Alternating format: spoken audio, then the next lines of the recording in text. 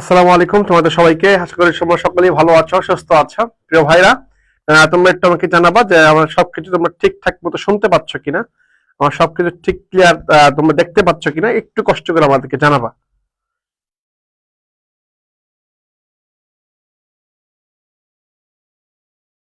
হ্যাঁ, এই তো মাশাআল্লাহ। একটু জাস্ট কষ্ট করে একটু ছোট করে আমাদের জানাবা বা সবকিছু ঠিক আছে কিনা, ঠিক আছে?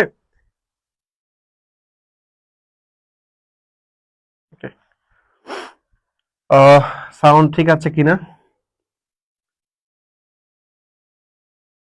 ওকে, তাহলে ভাই আমরা শুরু করে দিচ্ছি। আমরা জাস্ট বিগত বছরে তোমার হচ্ছে রাজশাহী বিশ্ববিদ্যালয়ের প্রশ্নের প্যাটার্ন দেখে আমরা যেটা বুঝতে পারছি, যে যে 24টা কোশ্চেন থাকবে জিকে এর মধ্যে থেকে, এই 24টা কোশ্চেন কোন টপিক থেকে থাকবে সেগুলো একটু দেখাবো। জাস্ট তোমাদেরকে জাস্ট, তোমরা ইতিমধ্যে অনেক বিশ্ববিদ্যালয় ভর্তি পরীক্ষা দিয়ে দিয়েছে, অনেক বিশ্ববিদ্যালয় ভর্তি পরীক্ষা ফলাফল দিয়ে দিয়েছে, অনেকে চান্স হয়ে গিয়েছে, অনেকে চান্স ভালো সাবজেক্ট না আসার কারণে অন্য বিশ্ববিদ্যালয়ে পরীক্ষা দিবা। যেটাই হোক না কেন, যারা লড়াকু, যারা পরিশ্রমী, তারা কখনো হেরে যায় না। তারা হয় শিখবে, না হয় জিতবে। এই প্রত্যয়টা সামনে নিয়ে সামনে এগিয়ে যাবা। সামনে যতই বাধায় আসুক না কেন, যত বিপত্তি আসুক না কেন, নিজের মনোবল শক্ত রেখে, আল্লাহর উপর বিশ্বাস রেখে সামনে এগিয়ে যাবা। নানান ধরনের নানান মানুষ নানান কথা বলবে, কিন্তু কিছু যায় আসে না। কারণ ওরা তোমার টাকা, মানে ওদের টাকাতে তুমি ভরণ পোষণ করো না, বা তুমি চলো না, তুমি কিছু করো না। তুমি তোমার বাবার অর্থ দিয়ে, তোমার পরিবারের অর্থ দিয়ে জীবনকে এ পর্যন্ত নিয়ে আসছো। এখন সময় আসছে, এখন উপযুক্ত সময় আসছে তাদের পরিবারকে কিছু দেওয়ার। এই সুযোগটা হাতছাড়া করিও না। হয়তো একটা হোঁচট খেয়েছি, আর একটা যে হোঁচট খাবে এরকম না।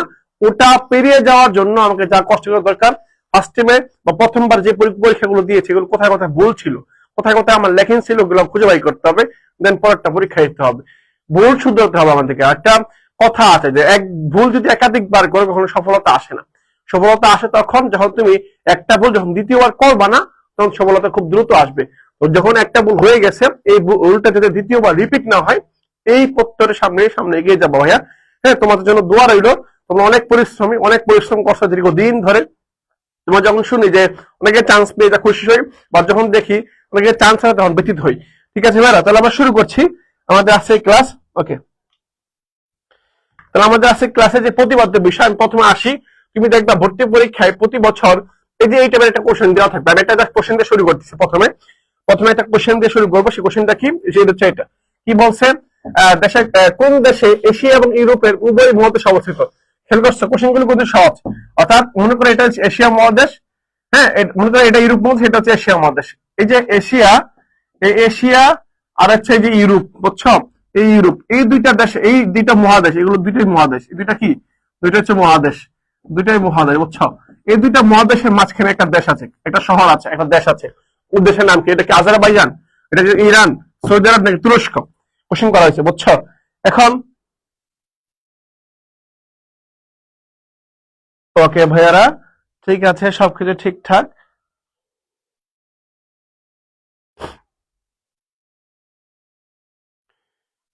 ওকে, তাহলে আমি কি বলছি ভাইয়া, আমি প্রথম যেটা বলছি সেটা খেয়াল করো।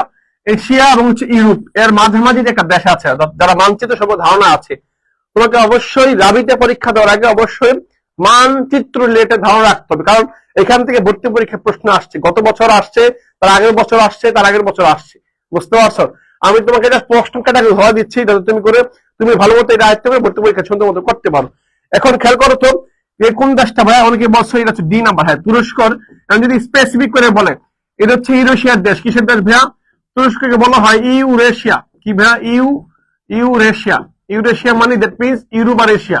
ইউরেশিয়া মানে কি? ইউরোপ আর এশিয়া। ইউরেশিয়ার দেশ হচ্ছে তুরস্ক এবং রাশিয়া। ইউরেশিয়া, তুরস্ক এবং রাশিয়া। পাশাপাশি যদি স্পেসিফিক করে বলা হয় আফ্রিকা, খেয়াল করছো? যদি বলা হয় আফ্রিকার দেশ, খেয়াল করো, আফ্রিকা, আফ্রিকার দেশ। এখন আফ্রিকা মানে কি? আফ্রিকা মানে হচ্ছে আফ্রিকা। কি ভাইয়া? Africa, Africa plus Asia. Africa plus এশিয়ার দেশ হচ্ছে কয়টা? একটা। এটা কি? এটা হচ্ছে মিশর। এটা কি? এটা হচ্ছে মিশর। বুঝছো? মিশর, মিশর এমন একটা দেশ, মিশর এমন একটা দেশ যে দেশটা আফ্রিকা মহাদেশে আছে কিছু অংশ, আবার এশিয়া মহাদেশের মধ্যে কিছু অংশ পড়েছে। দ্যাট মিনস এটাকে সেজন্য একসাথে বলা হয় আফ্রিকা, অর্থাৎ আফ্রিকা এবং এশিয়া মহাদেশের মিলনস্থল অবস্থিত হচ্ছে মিশর। আর যদি বলে ইউরেশিয়া তাহলে তুরস্ক আর রাশিয়া। আর যদি স্পেসিফিক শহর বলা হয়, শহর, তাহলে ইস্তাম্বুল শহর। কি শহর? ইস্তাম্বুল। বুঝছো? ইস্তাম্বুল শহর। ইস্তাম্বুল শহর এটা হচ্ছে তুরস্কের একটা শহর, তুরস্কের একটা শহর। ওকে, আফ্রিকার দেশ হচ্ছে আফ্রিকার, এশিয়া হচ্ছে আফ্রিকা, ইউরোপ আর এশিয়া হচ্ছে ইউরেশিয়া। ওকে, ডান।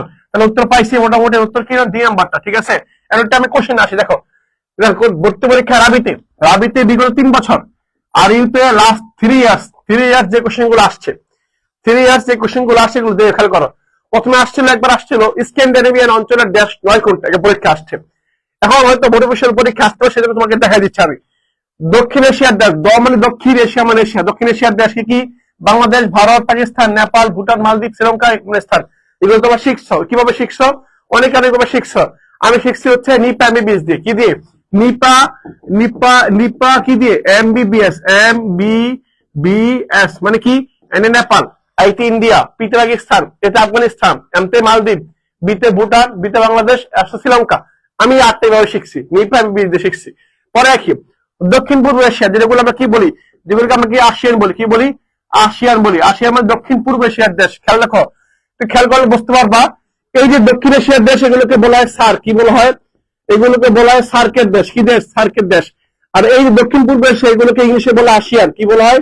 আসিয়ান দেশ। আসিয়ান বলা হয়, আসিয়ান দেশ। দেখো, এগুলো দক্ষিণ পূর্ব এশিয়া। এগুলো কি? দক্ষিণ পূর্ব এশিয়া। ইতিমধ্যে তুমি অলরেডি পড়ছো, অনেক বই পত্রিকা পড়ে ফেলছো। কি কি দেশ আছে একবার দেখে রাখো। হ্যাঁ, ইন্দোচীন মানে কি? ইন্দোচীনকে আমরা জাস্ট মনে রাখতাম লাকবি দিয়ে। কি দিয়ে? লাকবি। লাকবি মানে হচ্ছে কি? লাকবি লাতে লাওস, খতে কম্বোডিয়া, বিতে ভিয়েতনাম। লাকবি। দূরপ্রাচ্য 6টা দেশ, নিকট প্রাচ্য এগুলা, মধ্যপ্রাচ্য সেগুলো দেশ। জাস্ট এগুলো তেমন গুরুত্বপূর্ণ না, আবার উপর 3 দেশ গুরুত্বপূর্ণ। এগুলোটা জাস্ট মনে রাখতে হবে, কারণ রাবিতে বললাম তো লাস্ট 3 ইয়ার্স, লাস্ট 3 ইয়ার্স তোমার হচ্ছে এখান থেকে পরীক্ষা প্রশ্ন আসছে। প্রিয় ভাইরা, যদি তুমি 1 নাম্বার নিশ্চিত করতে চাও তাহলে তোমাকে অবশ্যই এটা পড়া লাগবে। 1 নাম্বার জন্য তোমাকে অবশ্যই কষ্ট করা লাগবে। হ্যাঁ, পরে দেখো, পরেরটা খেয়াল করো। পরে কি বলছে? পরে বলছে হর্ন অফ আফ্রিকা। কি বলছে? হর্ন অফ আফ্রিকা, অর্থাৎ আফ্রিকার সিং। কি বলা হয়? আফ্রিকার, আফ্রিকার সিং, আফ্রিকার সিং বলা হয়। বুঝছো? আফ্রিকার সিং বলা হয়। এই আফ্রিকার সিং কি কি আছে দেখো তো। কি কি বলা হয়? সোমালিয়া, ইথিওপিয়া, ইরিত্রিয়া আর জিবুতি। এই যে 4টা দেশ, এই 4টা দেশকে একসাথে কি বলা হয়? আফ্রিকার সিং বলা হয়। কি বলা হয়? আফ্রিকার সিং বা হর্ন অফ আফ্রিকা। আফ্রিকার সিং, সোমালিয়া, ইথিওপিয়া, ইরিত্রিয়া, জিবুতি। ঠিক আছে ভাইয়া? আবার বলো তো দেখি। সোমালিয়া, ইথিওপিয়া, ইরিত্রিয়া আর জিবুতি। এই যে ইথিওপিয়া যে রাষ্ট্র আছে, ইথিওপিয়া, ইথিওপিয়ার রাজধানী হচ্ছে আদিস আবাবা। এই ইথিওপিয়ার আগের নাম ছিল কি জানো? ইথিওপিয়ার আগের নাম কি ছিল? ইথিওপিয়ার আগের নাম ছিল আবিসিনিয়া। কি ভাইয়া? Abyssinia, Abyssinia. আবিসিনিয়া কেন? ওই যা মনে রাখবা, আল্লাহ রাসূল হিজরত করার আগে, মদিনায় হিজরত করার আগে আল্লাহ রাসূল এখানে হিজরত করেছিল, মানে হিজরত নিজে দিয়েছিল আর কি। আবিসিনিয়া হিজরত করো তোমরা। এই আবিসিনিয়ার বর্তমান নাম হচ্ছে ইথিওপিয়া। সেই ইথিওপিয়া, বুঝছো? ইথিওপিয়া অনেক গুরুত্বপূর্ণ। যারা মুসলিম ইতিহাস পড়ো বা জানো, তাদের সাথে এই ইথিওপিয়া বা আবিসিনিয়ার সাথে সম্পর্ক অনেক বেশি। ওকে, ডান। লাস্ট ইয়ারে রাবিতে তোমার হচ্ছে এই প্রশ্ন আসছে, স্ক্যান্ডিনেভিয়ান দেশ 9 কোনটা? স্ক্যান্ডিনেভিয়ান অঞ্চল 9 কোনটা? দেখো, Finland, Iceland, Norway, Denmark, Sweden. এই 4-5টা দেশ। কটা? 5টা। এই 5টা একদম মনে রাখতাম। আমরা মনে রাখতাম ফিডে আসুন। কি আসুন? ফিডে আসুন। ফিডে আসুন মানে কি? ফিডে আসুন বলতে আমরা কি বুঝি? ফিডে আসুন দ্যাট মিনস, ফিডে আসুন মানে ফতে ফিনল্যান্ড, ডেতে ডেনমার্ক, আতে আইসল্যান্ড, সুতে সুইডেন, নতে নরওয়ে। শেষ।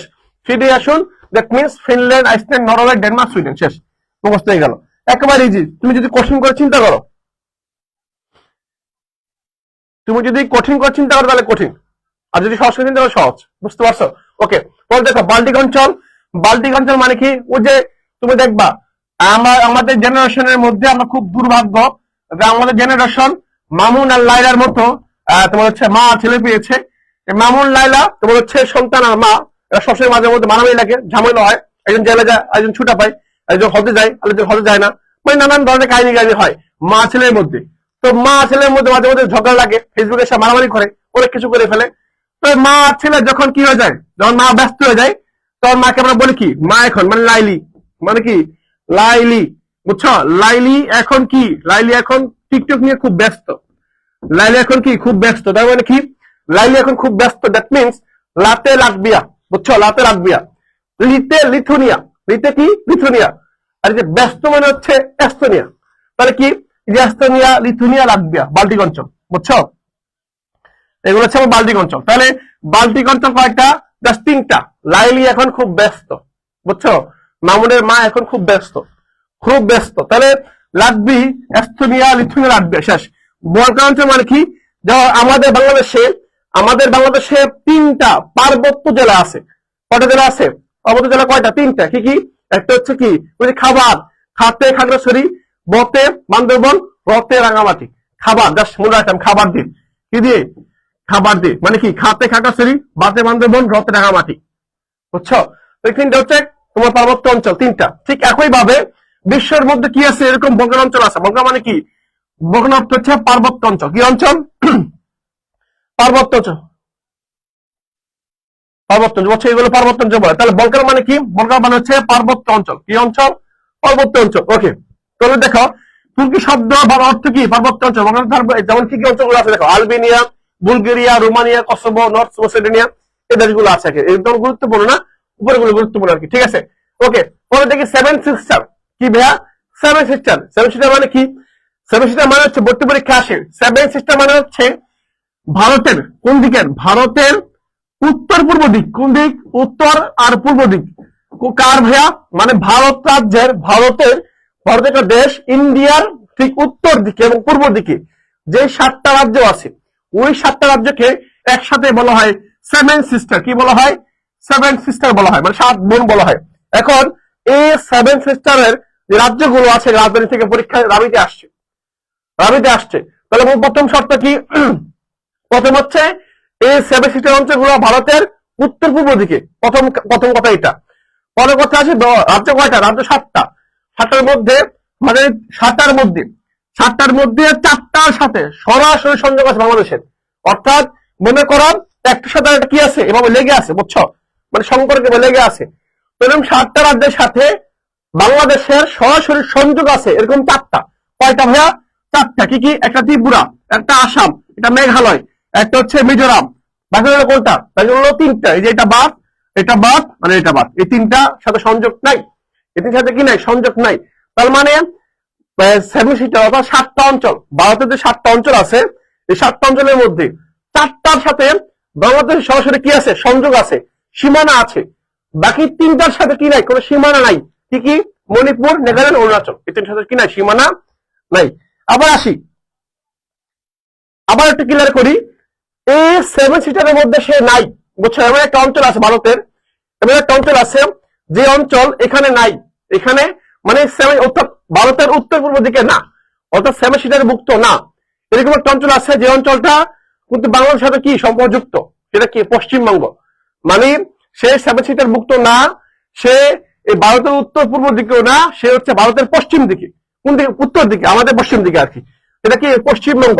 অর্থাৎ এই পশ্চিমবঙ্গ হচ্ছে এমন একটা অঞ্চল, যে অঞ্চলটা 7 সিস্টার ভুক্ত না, কিন্তু আমাদের সাথে, আমরা মানে কারা? বাংলাদেশের সাথে সরাসরি কি আছে? সীমানাযুক্ত আছে। সেটা হচ্ছে কি? পশ্চিমবঙ্গ। পরীক্ষাটা আসছে, এটা আসে। তাহলে যদি পরীক্ষা বলে স্পেসিফিক করে যদি বলে বাংলাদেশের সাথে ভারতের কয়টি রাজ্যের সীমানা আছে? উত্তর 5। উত্তর কত হবে? উত্তর 5 হবে। যদি বলা হয় 7 সিস্টার ভুক্ত ভারতের কয়টি রাজ্যের সাথে বাংলাদেশ সীমানা আছে, তাহলে উত্তর 4। তাহলে উত্তর কত? উত্তর 4। বুঝতে পারছো? আশা করি ক্লিয়ার করতে পারছি, ঠিক আছে? ওকে, তোমার একটু মুস্ত কষ্ট হবে, হ্যাঁ, আর কষ্ট করে মুস্ত নিবা, জাস্ট তোমাদের দেখা দিচ্ছে আর কি। ওকে, নেক্সট আসি, দেখো কি বলছে। বায়ুমণ্ডলের দ্বিতীয় স্তরটির নাম কি? রাবিতে আসছে, রাবিতে এই স্তর থেকে পরীক্ষার প্রশ্ন আসছে, মানে মূল বই থেকে, টপিক মূল বইয়ের টেক্সট বই আর কি, এরকম। তাহলে বায়ুমণ্ডলের যে স্তরগুলো আছে, বায়ুমণ্ডলের অনেকগুলো স্তর আছে, বুঝছো? প্রথম যে স্তরটা থাকে সেটা হচ্ছে এটাকে বলে টপমণ্ডল। কি মণ্ডল? এটাকে বলে টপমন্ডল। এটাকে কি বলে? টপমন্ডল। এটা হচ্ছে 2 নম্বর স্তর, এটা হচ্ছে 2 নম্বর। হ্যাঁ, এটা হচ্ছে 2 নম্বর, সবার উপরে হচ্ছে এটা। এই যে দেখো, এটা হচ্ছে 2 নম্বর স্তর, এটা কি 2 নম্বর। তাহলে প্রথম হচ্ছে কি টপমন্ডল, 2 নম্বর হচ্ছে স্ট্রাটোমন্ডল। স্ট্রাটোমন্ডল কি বলছে? বায়ুমন্ডলের দ্বিতীয় স্তরটা, দ্বিতীয়। তাহলে প্রথম কোনটা? আমার প্রথম হচ্ছে এইটা, আর 2 নম্বর হচ্ছে কোনটা? 2 নম্বর হচ্ছে এটা। তাহলে উত্তর হচ্ছে স্ট্রাটোমন্ডল, সি নাম্বারটা, সি নাম্বারটা। তাহলে বুঝতে পারছি তোমাদেরকে। তাহলে বায়ুমন্ডলে যদি বলা হয় বায়ুমন্ডলের প্রথম স্তর, হ্যাঁ, মানে অর্থাৎ এই যে আমাদের যে উপরে যেটা পাই সেটা হচ্ছে টপমন্ডল, মানে আমাদের উপরটা। আমাদের উপরটা কোনটা? এই যে এটা স্ট্রাটোমন্ডল, এটা হচ্ছে স্ট্রাটোমন্ডল, বুঝছো? মানে উপর দিক থেকে হিসাব করলে সবাই নিচে হচ্ছে এটা, তারপর হচ্ছে এটা, এরকম আর কি। হ্যাঁ, তাহলে বায়ুমন্ডলের দ্বিতীয় স্তরের নাম হচ্ছে স্ট্রাটোমন্ডল, সি নাম্বারটা মনে রাখবা। স্ট্রাটোমন্ডল হচ্ছে বায়ুমন্ডলের দ্বিতীয় স্তর। ওকে, তাহলে ভাই ডান হয়ে গেছে ভাই আমার। হ্যাঁ, মনে রাখবেন একটু কষ্ট করে। হ্যাঁ, বায়ুমন্ডলের যে স্তরগুলো আছে একটু মনে রাখবেন। প্রথম স্তর, দ্বিতীয় স্তর, তৃতীয়, এটা সর্বোচ্চ স্তর আর কি। এক্সোফায়ার মানে এটা সবার উপরে স্তর আর কি। হ্যাঁ, ওকে, মানে ডান হয়ে গেছে। পরবর্তী আসি, দেখো পরবর্তী দেখো, ভারতের কোন রাজ্যটি 7 সিস্টার এর অন্তর্ভুক্ত? বলো এখন। মানে ভারতের একটা রাজ্য আছে যেটা মানে কি, মানে 7 সিস্টারের মধ্যে আছে, বলো দেখি। পারবা না ভাই? তোমরা পারবা। এখান থেকে পরীক্ষা রাবিতে আসছে, বুঝছেন? এখান থেকে পরীক্ষা প্রশ্ন রাবিতে আসছে, যেটা আপনাদের দেখাচ্ছি। তো ভাইরা বলেন।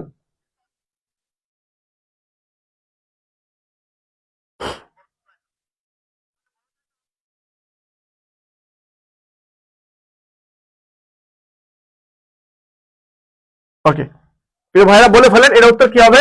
তো ভারতের কোন রাজ্যটি 7 সিস্টার ভুক্ত, অন্তর্ভুক্ত আর কি। তো আমি এটাকে পড়ছিলাম আমি অমিত্রী ম্যান। হ্যাঁ, আমি অমিত্রী, আমি অমিত্রী, হ্যাঁ অমিত্রী ম্যান বা মনা বা এরকম কিছু। হ্যাঁ, ওকে, আদি আসাম, মিতি মিজোরাম, অত অরুণাচল, মেতে মেঘালয়, ত্রিপুরা, মতে মণিপুর, নতে মেঘালয়। পরে বলছি, তাহলে এই দেখো, তাহলে বাকি রইল কোনটা? তাহলে এখানে একটাও নাই, বাকি রইল কি? যে অরুণাচল, অরুণাচল হচ্ছে উত্তর।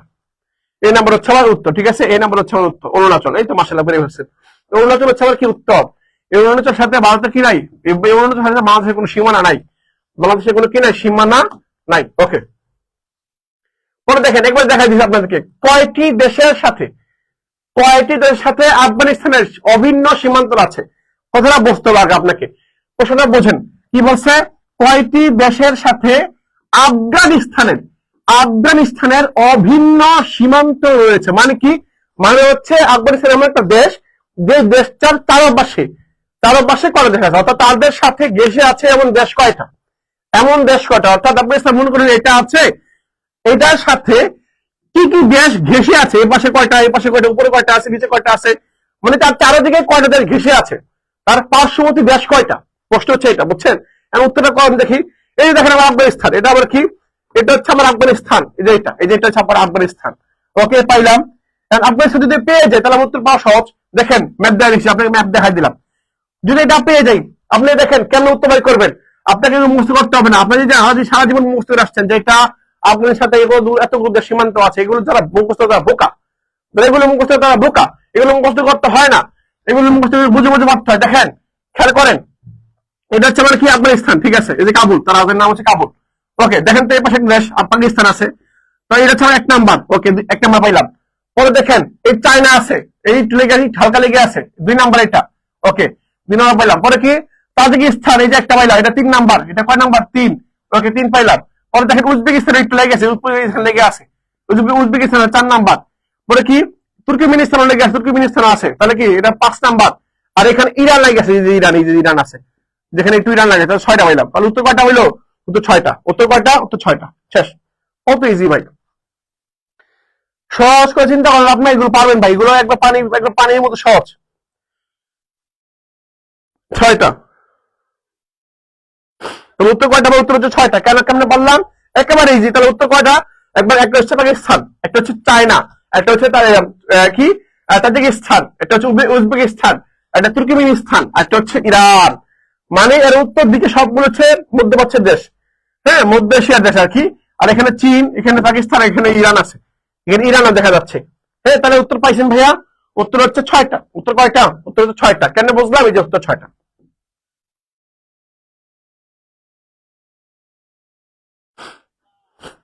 ওকে, উত্তর কি? উত্তর 6টা, ঠিক আছে ভাইরা। ওকে, পরে আসি, পরবর্তী প্রশ্ন দেখি। দেখেন, দিন রাত কেন হয়? রাবিতে একবার আসছে, বুঝছেন, সব রাবিতে আসছে। রাবির প্রশ্নের প্যাটার্ন কত সহজ আপনি পারবেন, আপনি ইতিমধ্যে পড়ে পাচ্ছেন ভাই। আপনাকে জিজ্ঞেস করলে আপনি পারবেন, আপনি আমার চেয়ে ভালো পারবেন। দেখেন তো, দিন রাত কেন হয় প্রশ্ন করা হয়েছে, এখন কেন হয় আপনি তো পারেন। যারা আমাদের ক্লাসগুলো নিয়মিত করছেন, নিয়মিত করেছেন, তারা ভালো পারবেন। আমি শিখেছিলাম বারবার যে পৃথিবী ঘুরে দুই ধরনের, মানে পৃথিবীতে ঘুরে, পৃথিবী ঘুরে দুই ভাবে। মানে পৃথিবী ঘুরে, বুঝছেন, পৃথিবী যে ঘুরতে যায়, মাঝে মধ্যে আমরা ঘুরি না, মাথা ঘুরে পড়ে যায়, এরকমই পৃথিবী ঠিক ঘুরে দুই ভাবে। একটা হচ্ছে, এক নম্বর হচ্ছে আহ্নিক গতি, যেভাবে ঘরে, একটা হচ্ছে আহ্নিক গতি বলা হয়, আর একটা বলা হয় বার্ষিক গতি। কি গতি? আর একটা বলা বার্ষিক গতি। কি গতি? বার্ষিক গতি বলা হয়। পৃথিবী ঘরে ঘুরে, মানে যে ঘুরে, ঘোড়া দুই ধরনের। কিভাবে? একটা হচ্ছে নিজে নিজে ঘুরবে, এইভাবে ঘুরবে, নিজে নিজে ঘুরবে, বুঝছেন। আরেকটা হচ্ছে কি, আরেকটা হচ্ছে সে চাল দিয়ে ঘুরে ঘুরবে, মানে এই পাশে ঘুরে ঘুরে ঘুরে ঘুরে আবার এখানে আসবে, আবার এখানে আসবে, আবার এখান থেকে ঘুরে ঘুরে এখানে ঘুরে ঘুরে এখানে আসবে, বুঝতে পারছেন। একটা হচ্ছে নিজে নিজে ঘুরবে, আরেকটা কি, আরেকটা হচ্ছে সে চাল দিয়ে ঘুরবে, বুঝতে পারছেন, চাল দিয়ে ঘুরবে। তাহলে মানে কি, যেমন দেখেন আমরা ছোটবেলায় কি করতাম, ছোটবেলায় গোল্লা খেলতাম, গোল্লা। গোল্লা খেলার সময় কি করতাম, এবার ঘুরে ঘুরে আসতাম, ঘুরে ঘুরে আসতাম, ঘুরে ঘুরে আস্তে আস্তে আস্তে আস্তে কি হইতো, মা নিজে নিজে মাথা ঘুরে, নিজে নিজে মাথা ঘুরে, নিজে নিজে ঘুরে ঘুরে ঘুরে দিতাম। তো প্রথম যে ঘুরে দিতাম সেটাকে বার্ষিক গতি বলা হয়, এবং পরে আমি নিজে নিজে মাথা ঘুরে ঘুরে দিতাম না, এটাকে বলা হয় আহ্নিক গতি, বুঝছেন, আহ্নিক গতি বলা হয়। ইজি করে চিন্তা করেন, এখন তাহলে পৃথিবীর যে দিন রাত হয়, মনে করেন এটা সূর্য, এটা সূর্য, আপনার তাকে আছে সূর্য, আর আপনার দিকে আমি তাকে আছি, আপনি আমার এই অংশ দেখতেছেন, মানে এই অংশ আলোকিত হচ্ছে, এই অংশ আলোকিত আছে, আমার দিন, পিছনের অংশ দেখা যাচ্ছে না, তেমন এই অংশ রাত। আবার যখন আমি ঘুরে যাবো, আমি ঘুরলাম, ঘোরার ফলে আমার এই অংশ আলোকিত হবে, আপনি দেখতেছেন, এই অংশ দেখতেছেন না, আমার এই অংশ অন্ধকার হয়ে গেছে। তাহলে আমার ঘোরার ফলে কি হচ্ছে, এই পাশটা আলোকিত হচ্ছে, এই পাশে অন্ধকার হয়ে যাচ্ছে, আবার এই পাশে আলোকিত হচ্ছে, এই পাশে অন্ধকার হয়ে যাচ্ছে। তাহলে আমার ঘুরোটা কি বলে, আমার ঘোরাটাকে বলে আহ্নিক গতি। কি গতি বলে? আহ্নিক গতি বলা হয়। মানে আমার যে নিজে নিজে ঘুরি, এই ঘোরাটাকে বলা হয় কি গতি? আহ্নিক গতি। তাহলে পৃথিবীর আহ্নিক গতির জন্য কি হচ্ছে, দিন রাত হচ্ছে, কি হচ্ছে, দিন রাত হচ্ছে। কত ইজি না ভাইয়া?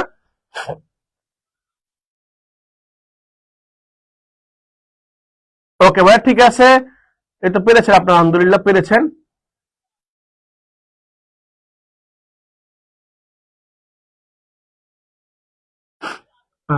এই তো মোস্তাকিম এখন তো নিশাদ বলতেছে ভাইয়া 1 বছর আগে ক্লাস করতো, সে এখন হচ্ছে রাজশাহী বিশ্ববিদ্যালয়ে পড়াশোনা করতেছে।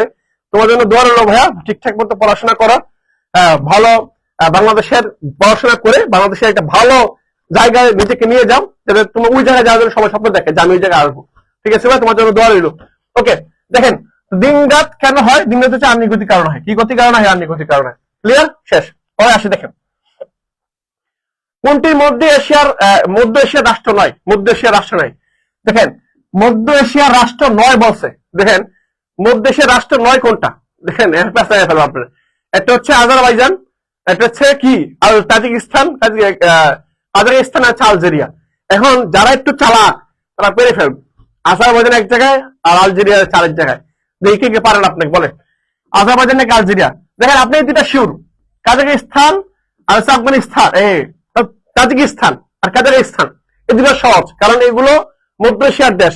বাট মধ্য এশিয়ার দেশ নয় কোনটা, আলজেরিয়া নাকি আজারবাইজান, কোনটা?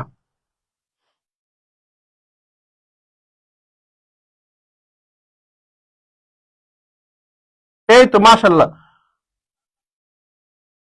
তাহলে উত্তর কি ভাইয়া? উত্তর হচ্ছে, এই তো উত্তর হচ্ছে কি ভাইয়া? ডি নাম্বারটা, আলজেরিয়া। মাশাল্লাহ, উত্তর হচ্ছে ডি নাম্বারটা। নেক্সট কোশ্চেন আসে, দেখেন বিখ্যাত লাইন, গুরুত্বপূর্ণ বিখ্যাত লাইনগুলো গুরুত্বপূর্ণ। দেখেন পৃথিবীর বিখ্যাত লাইনগুলো মনে রাখবেন। দেখেন, এক নম্বর হচ্ছে ডুরাল লাইন। কি লাইন? ডুরাল লাইন। এটা কি মনে রাখবেন? ডুরাইছে, মানে কি আফগানিস্তান আর পাকিস্তান, যার শেষে কি শেষে স থাকবে, ডোরাইছে, এটা মনে রাখবেন। ডুরাল লাইন হচ্ছে আফগানিস্তান আর পাকিস্তান কি করছে, আলাদা করছে, মানে মাঝখানে লাইন যেটা, ওইটাকে বলে ডুরাল লাইন। মানে হচ্ছে যে এরকম, মানে হচ্ছে যে এরকম, দেখেন কিরকম, আমরা কিন্তু আর একটু ভালো মতো বুঝাই, তাহলে আরো সহজ হবে। যেমন এই যে দেখেন মানচিত্রটা, এই যে আফগানিস্তান আর পাকিস্তানের মাঝখানে যে লাইনটা আছে, এই যে লাইনটা, এই যে লাইনটাকে ডুরাল লাইন বলা হয়। এই যে এটা, এটাকে বলা ডুরাল লাইন, বুঝছেন, এটাকে বলা ডুরাল লাইন, মানে চিহ্নিত রেখাটাকে ডুরাল লাইন বলা হয়। ওকে, বুঝছেন, এটাকে বলা ডুরাল লাইন বলা হয়। ওকে, ঠিক আছে ভাইয়া। ওকে, পরে দেখেন কি বলছে, পরে ম্যাকমোহন লাইন। কি লাইন? McMahon line. এটা হচ্ছে স্যার ম্যাকমোহন কর্তৃক চিহ্নিত ভারত চীনের মধ্যে সীমান্ত রেখা হচ্ছে ম্যাকমোহন লাইন। আর রেড ক্লিপ লাইন হচ্ছে আমরা ভারতের মধ্যে যেটা আছে, রেড ক্লিপ লাইন আমরা ভারতের মধ্যে যেটা ছিল, রেড ক্লিপ লাইন। শেষ। পরে কি বলছে, পরে বলছে, পরে এখানে কি বলে দেখেন, পরে বলতেছে যে মেজিনো লাইন হচ্ছে জার্মান আক্রমণ করে রক্ষা পাওয়ার জন্য ফ্রান্স কর্তৃক জার্মান ফ্রান্সের সীমান্তে, অর্থাৎ এই যে মেজিনো লাইনটা হচ্ছে ফ্রান্স আর হচ্ছে জার্মানির মধ্যে বুঝছেন, এই দুইটার মধ্যে। ওকে, শেষ। পরে দেখেন লাইন অফ অ্যাকচুয়াল কন্ট্রোল, যেটাকে আমরা কি বলি, এলওসি বলি। লাইন অফ অ্যাকচুয়াল কন্ট্রোল, এটা চীন ভারতের জম্মু কাশ্মীর যে অঞ্চলটা আছে এগুলো নিয়ে দ্বন্দ্ব আর কি। আর লাইন অফ কি ডিমার্কেশন, এটা পর্তুগাল আর স্পেনের মধ্যে যেটা আছে এটাকে ডিমার্কেশন বলা হয় আর কি।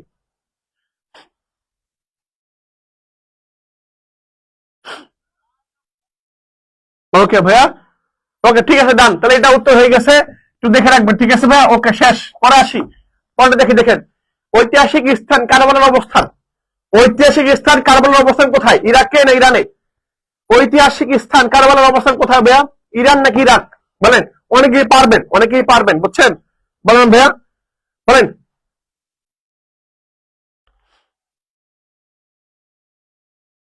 পরে কি বলছে, পরে বলছে ঐতিহাসিক স্থান কারবালার অবস্থান কাতার, কুয়েত, ইরান নাকি হচ্ছে ইরাক, কোন জায়গায় হবে?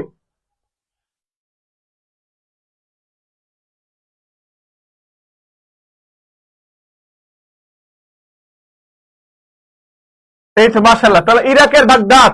দেখেন এই ঐতিহাসিক স্থান কারবালা, এটা ঐতিহাসিক স্থান না ভাইয়া? ওইকে জানে কারবালা একটা ঐতিহাসিক স্থান। এটা হচ্ছে কোথায়? এটা হচ্ছে ইরাকে। কোথায়? ইরাকে। মনে রাখবেন, এটা হচ্ছে কোথায়? যে ইরাকে। এটা হচ্ছে কোথায়? ইরাকে।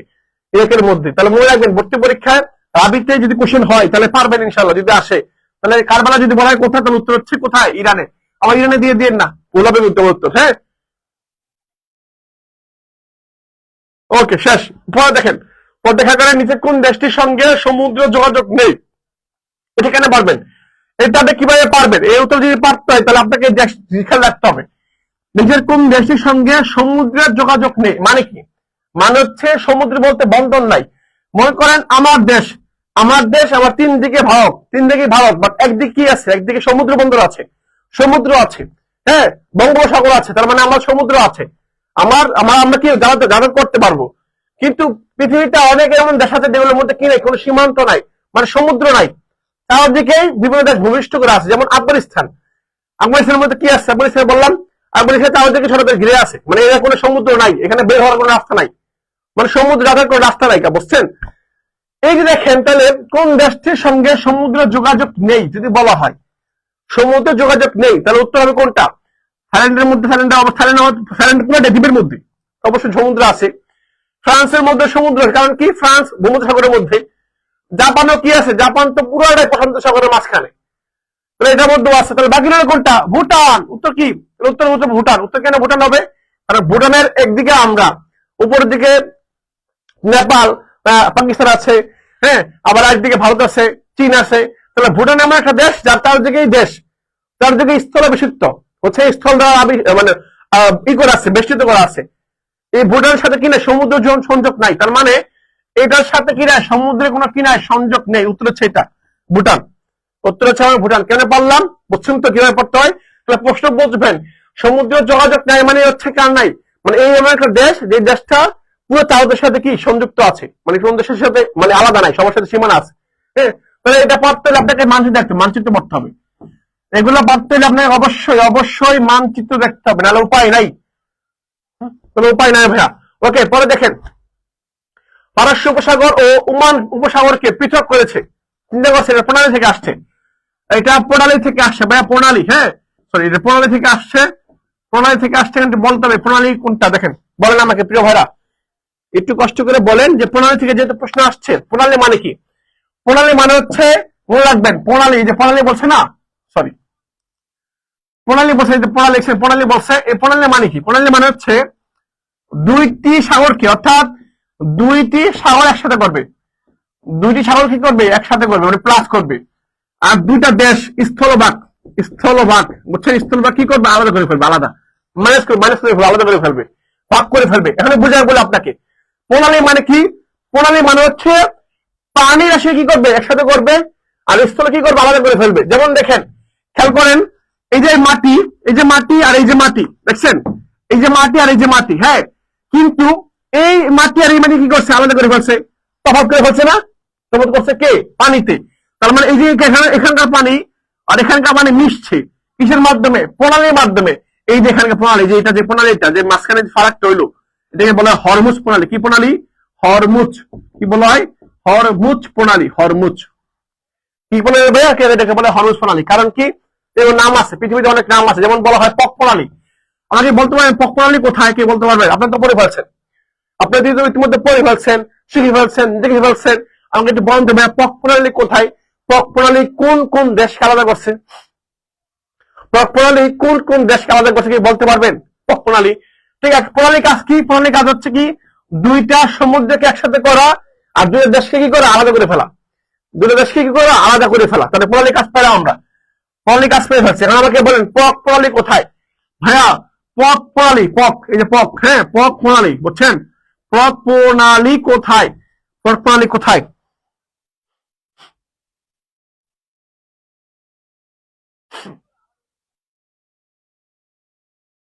ওকে, হ্যাঁ, স্থলভাগকে স্থলকে আলাদা করে, জলকে জল আলাদা করে, হ্যাঁ, জলকে জল যোগ করে। ওকে, তাহলে পক প্রণালী কোথায়? পক প্রণালী হচ্ছে ভারত শ্রীলঙ্কা। কোথায় ভাইয়া? Bharat minus Sri Lanka. Bharat minus, Bharat minus Sri Lanka, বুঝছেন? ভারত মাইনাস শ্রীলঙ্কা। শ্রীলঙ্কা আলাদা করছে। হ্যাঁ, পক প্রণালী ভারত আর শ্রীলঙ্কা আলাদা করছে। এখন আমাকে পাইলাম উত্তর পাইছেন। তাহলে এটার উত্তর কি? এটা উত্তর হচ্ছে হরমুজ প্রণালী। কি প্রণালী? হরমুজ। এই যে হরমুজ লেখা আছে, হরমুজ প্রণালী। তাহলে এটা হচ্ছে পারস্য উপসাগর, এটা হচ্ছে লোহিত সাগর, যেটা একসাথে করছে। হ্যাঁ, উমর সাগর আর পারস্য উপসাগর একসাথে করছে হরমুজ প্রণালী। ঠিক আছে, শেষ। ওকে, শেষ। পরে একটা আসি, দেখেন পরে কি বলছে, দেখেন পরে বলছে কোনটি আটলান্টিক ও প্রশান্ত মহাসাগরকে যুক্ত করেছে? যুক্ত করছে, যুক্ত করছে। মানে কি সাগর যুক্ত করে? এরা সাগরকে যুক্ত করে, মহাসাগরকে যুক্ত করে, পানির সাথে যুক্ত করে। কোনটি আটলান্টিক আর প্রশান্ত মহাসাগরকে যুক্ত করছে? বলেন দেখি। এটা পানামা খাল, পক প্রণালী, নাকি সুয়েজ খাল, নাকি হচ্ছে জিব্রাল্টার প্রণালী? কোনটা উত্তর হবে? কোনটা উত্তর হবে বলেন?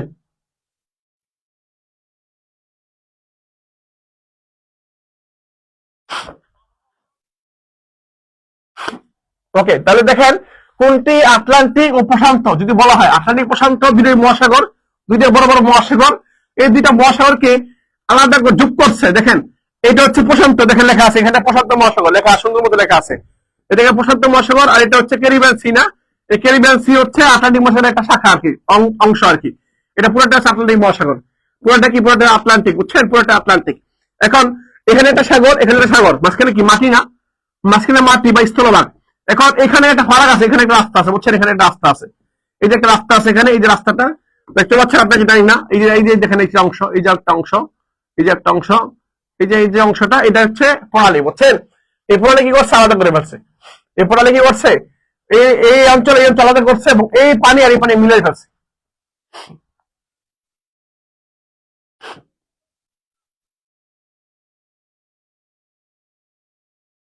তোমাকে পানামা খাল, এই তো মাসাল্লাহ পেরে ফেলছেন। তাহলে উত্তর হচ্ছে পানামা খাল, বুঝছেন? পৃথিবীর গভীরতম খালের মধ্যে একটা খাল হচ্ছে পানামা খাল। কি খাল? পানামা খাল। শেষ, উত্তর পেয়ে ফেলছি। উত্তর আমরা পেয়ে ফেলছি। পরেরটা দেখি। দেখেন রাবিতে একটা বলে দিচ্ছি, রাবিতে, রাবিতে আপনার হচ্ছে রাজধানী নাম থেকে পরীক্ষা, রাজধানী, বিভিন্ন দেশের রাজধানী থেকে পরীক্ষা প্রশ্ন আসে। রাজধানী, রাজধানী প্লাস মুগ্ধা, রাজধানী প্লাস মুগ্ধা থেকে পরীক্ষার প্রশ্ন আসছে। আপনার সাথে, আপনি আমার সাথে দ্বিমত হইতে পারেন, এগ্রি করতে পারেন, ডিসএগ্রি হইতে পারেন, স্বাভাবিক। কিন্তু রাবিতে সাধারণ জ্ঞানের মধ্যে রাজধানী থেকে এবং বিভিন্ন দেশের মুদ্রা নাম থেকে পরীক্ষার প্রশ্ন আসছে। আমি আপনাকে অহরহ প্রমাণ দিতে পারবো, পরীক্ষার প্রশ্ন আসছে। তাহলে দেখেন, তাহলে অবশ্যই এই রাজধানী এবং মুদ্রা নাম মুখস্থ করতে হবে, বসে বসে মুখস্থ রাখবে না।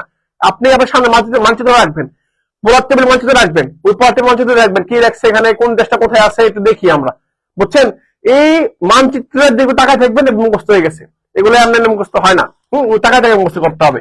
তাহলে দেখেন, এই যে দেখেন সার্কভুক্ত, যেটাকে আমরা কি বলতাম দক্ষিণ এশিয়ার দেশ, এই সার্কভুক্ত যেটা আছে, এই সার্কভুক্ত অঞ্চলগুলা, বুঝছেন? বাংলাদেশ, রাজধানী ঢাকা, ভারত, নয়াদিল্লি, পাকিস্তান, ইসলামাবাদ, শ্রীলঙ্কা, কলম্বো, নেপাল, কাঠমান্ডু, ভুটান, থিম্বু, মালদ্বীপ, মালে, আফগানিস্তান হচ্ছে কাবুল। যা সাবধানে শিখে ফেললাম, শেষ। সাবধানে শিখে ফেললাম, সাবধানে শিখে ফেললাম, শেষ। মুদ্রার নাম কি? Taka, rupee, rupee, rupee, rupee, গুলশাম, রুপিয়া, আফগানি। আর সবচেয়ে ইন্টারেস্টিং হচ্ছে সবার ভাষা ঠিক এক হইলে কিন্তু এই যে আফগানিস্তান যেটা আছে, আফগানিস্তানের ভাষার নাম হচ্ছে পশতু ভাষা। কি ভাষা?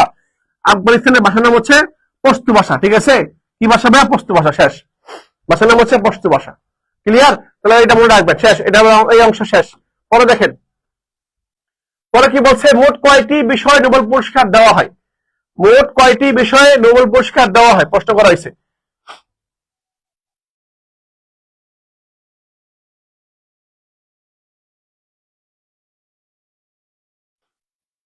মোট কয়টি বিষয়ে নোবেল পুরস্কার দেওয়া হয়? মোট কয়টা বিষয়ে নোবেল পুরস্কার দেওয়া হয়?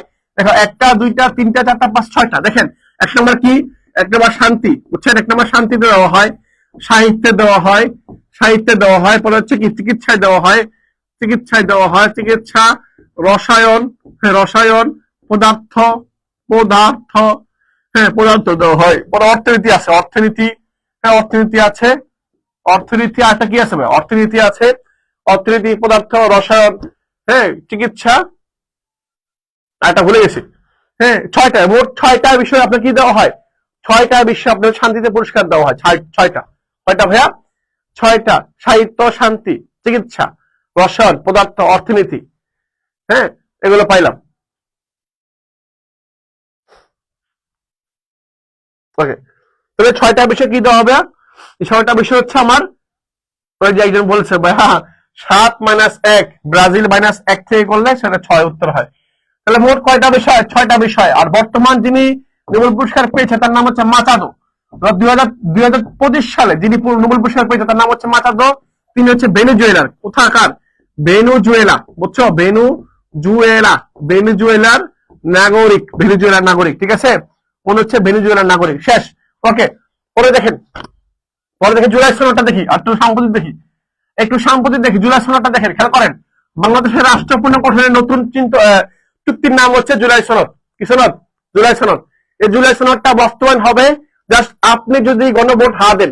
এখানে যারা ক্লাস করতেন সবাই বড় হয়ে গেছে অলরেডি, তাদের বয়স 20+ হয়ে গেছে। আপনাদের বয়স 20 না হলেও 20 কাছাকাছি হয়ে গেছে, বুঝছেন? আপনাদের বয়স অনেকের 18+ হয়ে গেছে, 18, 19, 20 হয়ে গেছে।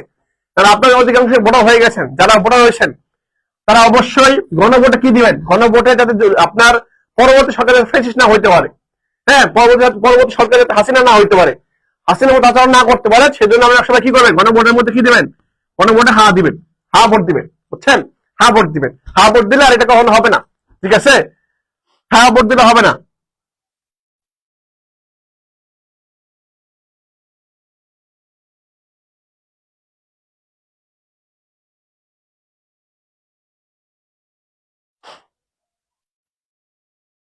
ওকে, ঠিক আছে।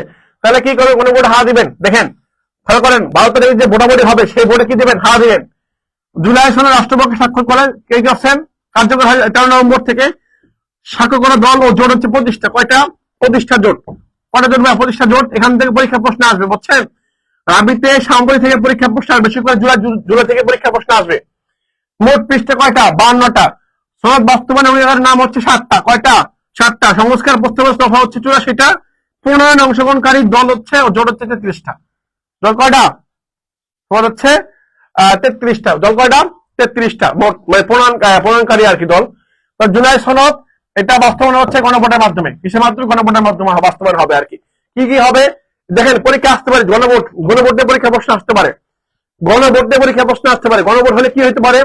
গণভোট হইলে, গণভোট যদি হা যযুক্ত হয়, হা ভোট যদি যযুক্ত হয়, সংসদে, সংসদটা দ্বিকক্ষ বিশিষ্ট হবে। একটা নিম্নকক্ষ আর উচ্চকক্ষ। উচ্চকক্ষের মধ্যে আনুপাতিক হারের মধ্যে নির্বাচন হয়ে যা জয়লাভ করে তার উপরে যাবে, উপরে নীতি নির্ধারণ হবে। পাশাপাশি হচ্ছে 10 বছর, মানে 2 মেয়াদের বেশি কে প্রধানমন্ত্রী হইতে পারবে না। মানে কোনো সরকার যদি চায় যে সারা জীবন 3 বার 4 বার প্রধানমন্ত্রী থাকবে, সে পারবে না। পরপর 2 বার, মানে 2 বারের বেশি প্রধানমন্ত্রী সে হইতে পারবে না, বুঝতে পারছেন? হইতে পারবে না।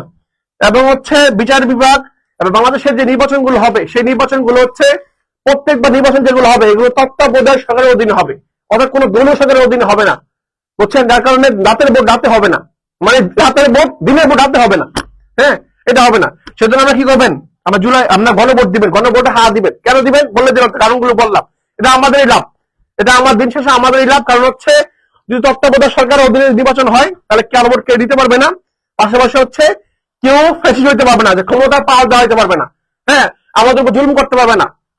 এখানে স্বাধীনতা থাকবে, সত্য থাকবে, বুঝছেন? এগুলো থাকবে। তো আপনি আপনার চিন্তা ভাবনা করে আপনি যেটা ভালো সেটা দিবেন। তবে জুলাই সনদের পক্ষে দিলে এটা আপনার আমার সবার জন্য ভালো হবে আর কি। ওকে ঠিক আছে। ওকে ভাইয়া পরে আসি, দেখেন পরেরটা খেয়াল করেন। জিআই পণ্য, জিআই পণ্য সর্বশেষ 200 ডিসেম্বর মধ্যে সর্বশেষ গুলো দেখি আমরা। এই জিআই পণ্য অর্থাৎ জিওগ্রাফিক্যাল আইডেন্টিফিকেশন জানুয়ারি সালে হচ্ছে প্রথম জিআই পণ্য, বুঝছেন? প্রথম জিআই পণ্য। বাংলাদেশের ইলিশ, বাংলাদেশের যে ইলিশ আছে এটা হচ্ছে দ্বিতীয়, এটা হচ্ছে দ্বিতীয় মানে হচ্ছে এটা। হ্যাঁ, পরে দেখেন এবং সর্বশেষ হচ্ছে কালীগঞ্জের তোয়ালে, কালীগঞ্জের তোয়ালে, বুঝছেন? কালীগঞ্জের তোয়ালে এটা হচ্ছে সর্বশেষ জিআই পণ্য।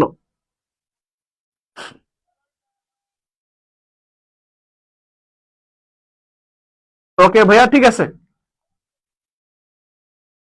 তাহলে উত্তর কি? উত্তর হচ্ছে কালীগঞ্জের তোয়ালে, কালীগঞ্জের তোয়ালে। উত্তর কি? কালীগঞ্জের তোয়ালে। ঠিক আছে, পরেরটা আসি, দেখেন পরে কি বলছে। 2025 সালে নেপালের ছাত্র জনতার আন্দোলনের মুখে পদত্যাগকারী প্রধানমন্ত্রীর নাম কি? পদত্যাগকারী প্রধানমন্ত্রীর নাম কি বলেন তো দেখি। ওকে দেখেন 2025 সালে মাত্র 5 দিন আন্দোলন করে, 5 দিন আন্দোলন করে আপনার হচ্ছে সরকার পতন ঘটাই বলছে। ওই সরকারের নাম কি ছিল? যে প্রধানমন্ত্রী ছিল তার প্রধানমন্ত্রীর নাম কি ছিল বলেন দেখি।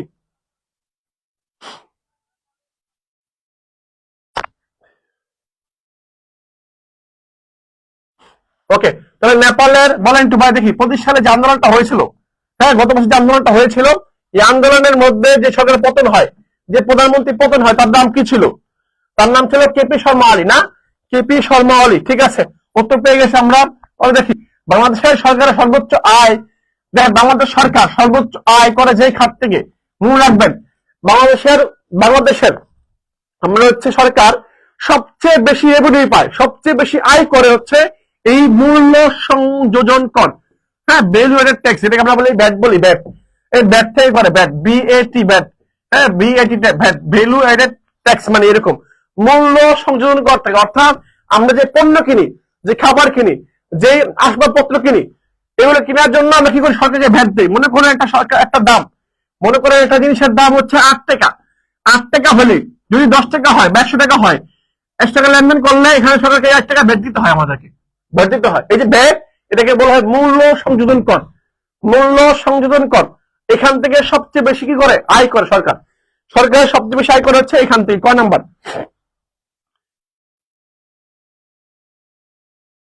ওকে তাহলে উত্তর হচ্ছে ভাইয়া ক নাম্বার। হ্যাঁ, মূল্য সংযোজন কর, মূল্য সংযোজন কর। ওকে ডান। পরে দেখেন, পরেরটা দেখেন, তথ্যগুলো দেখে আমরা। দেখেন বাংলাদেশ সবচেয়ে বেশি শ্রমিক পালন করে সৌদি আরব, সৌদি আরবে। বাংলাদেশ সবচেয়ে বেশি রেমিটেন্স নারী শ্রমিক প্রেরণ করে কোন দেশে? সৌদি আরবে। শ্রমিক প্রেরণের শিশু দেশ হচ্ছে ভারত, মানে সবচেয়ে বেশি শ্রমিক প্রেরণ করে কোন দেশ? ভারত। আর বাংলাদেশের অবস্থান রেমিটেন্স দিকে ষষ্ঠ। দেখেন আবার একটু ক্লিয়ার করে বলি আপনাকে, বাংলাদেশের সবচেয়ে বেশি শ্রমিক প্রেরণ করে, মানে সবচেয়ে বেশি শ্রমিক কাজ করে কোথায়? সৌদি আরবে। বাংলাদেশের সবচেয়ে বেশি নারী শ্রমিক প্রেরণ করে কোথায়? সৌদি আরবে। শ্রমিক প্রেরণের শীর্ষ দেশ হচ্ছে ভারত, আর শ্রমিক প্রেরণের শীর্ষের দিক থেকে বাংলাদেশ হচ্ছে কত? ষষ্ঠ। রেমিটেন্স প্রাপ্তিতে শীর্ষ দেশ হচ্ছে ভারত, মানে সবচেয়ে বেশি, কারণ এরা সবার বেশি নাগরিক মানে কাজ করে, বাইরে প্রবাসী কাজ করে। আর বাংলাদেশ এই অবস্থান দিক থেকে অষ্টম। কত? অষ্টম। ঠিক আছে, ওকে। আর 24-25 অর্থ বছরে যুক্তরাষ্ট্র থেকে সবচেয়ে বেশি আসে, আর দ্বিতীয় আসে সংযুক্ত আরব আমিরাত থেকে। 24-25 বলতে চান? হ্যাঁ, ওকে। পরেরটা দেখেন কি বলছেন। পরে বলেছে আন্তর্জাতিক সংস্থা জাতিসংঘ এর নামকরণ করে কে করেছিলেন? এটা ছবিতে আসছে, বুঝছেন? এটা ছবিতে আসছে, রাবিতে অনেকবার আসছে, ছবি রাবি দুটোতে আসে। আন্তর্জাতিক সংস্থা অর্থাৎ যেটাকে আমরা কি বলি? ইউএন বলি, ইউএন অর্থাৎ ইউনাইটেড নেশন বলি, জাতিসংঘ বলি। এই জাতিসংঘ নামকরণ কে করেছিলেন? সে হচ্ছে আমেরিকার প্রেসিডেন্ট ছিলেন, এবং তার নাম কি? তার নাম কি? এবং এই তিনি যে প্রতিষ্ঠা করেন তখন সালটা হচ্ছে কত? 1945 সাল। 1945 সাল 24শে অক্টোবর। কত ভাইয়া? 24শে অক্টোবর, মনে রাখবেন। 24শে অক্টোবর হচ্ছে এই অক্টোবর, হ্যাঁ অক্টোবর হচ্ছে এমন একটা তারিখ, এমন একটা দিন, যেই দিনে এই জাতিসংঘ প্রতিষ্ঠা করা হয়। আর জাতিসংঘের নাম রাখা হয়েছে রুজভেল্ট। কে রাখছে? এই রুজভেল্ট, ফ্রাঙ্কলিন ডি রুজভেল্ট এই ব্যক্তি তোমার জাতিসংঘ নামকরণ করেন। আর নামকরণ করা হয়েছে আগে, এটা প্রতিষ্ঠিত হয়ে যাচ্ছে 1945 সালের 24শে অক্টোবর। 24শে অক্টোবর হচ্ছে জাতিসংঘ দিবস। 24শে অক্টোবর হচ্ছে জাতিসংঘ দিবস। 24 অক্টোবর জাতিসংঘ দিবস, মনে রাখবেন জাতিসংঘ দিবস।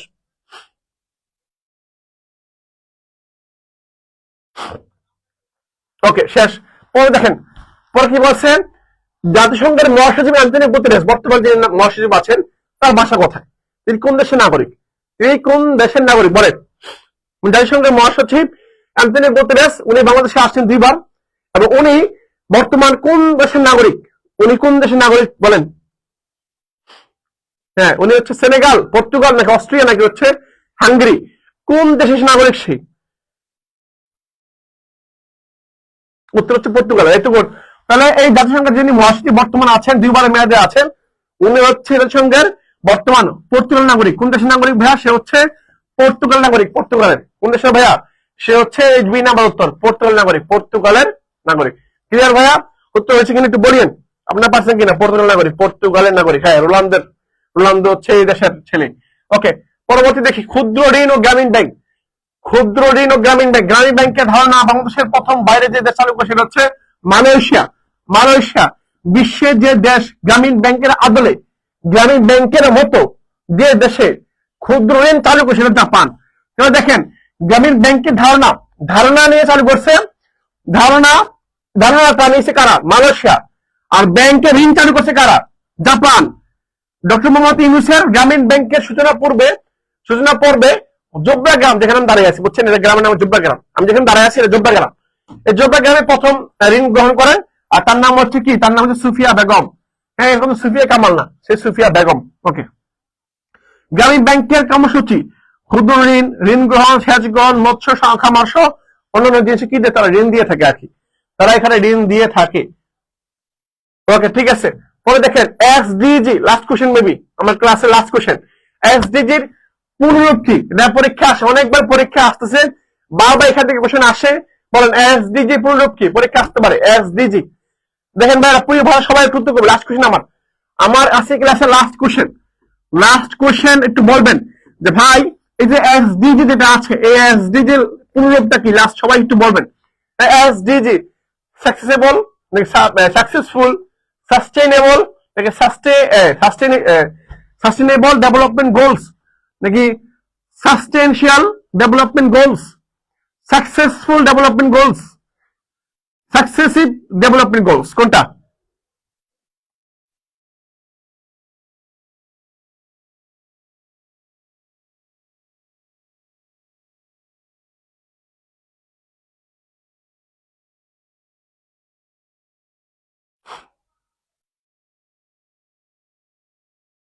বলেন উত্তর কি হবে? উত্তর বলে, সবাই বলতেছে ডি নাম্বার। এই তো সবাই বলছে, সবাই একটু বলেন ভাইরা। আজকে ক্লাসে একেবারে শর্ট করে দেখাই দিলাম, মানে আপনাকে জাস্ট দেখাই দিলাম যাতে করে আপনি সুন্দর মতো অনুধাবন করতে পারেন, বুঝতে পারেন। হ্যাঁ, আপনাকে জাস্ট আইডেন্টিফাই করে মানে দেখাই দিলাম যে খুব মানে রাবিতে কিভাবে কোশ্চেন গুলো হয়, কিভাবে কোশ্চেন গুলো আসে। হ্যাঁ, একটু সুন্দর মতো পড়াশোনা করিয়েন, ঘ্যাপ দিয়েন না। হ্যাঁ, কিছু পড়ে যান। আর রাজশাহী বিশ্ববিদ্যালয়ে নেক্সট ক্লাসে বলবো, যদি আগামীকাল থাকে বলবো ইনশাল্লাহ, আগামীকাল সময় আছে যেহেতু বলে দিবেন ইনশাল্লাহ। হ্যাঁ,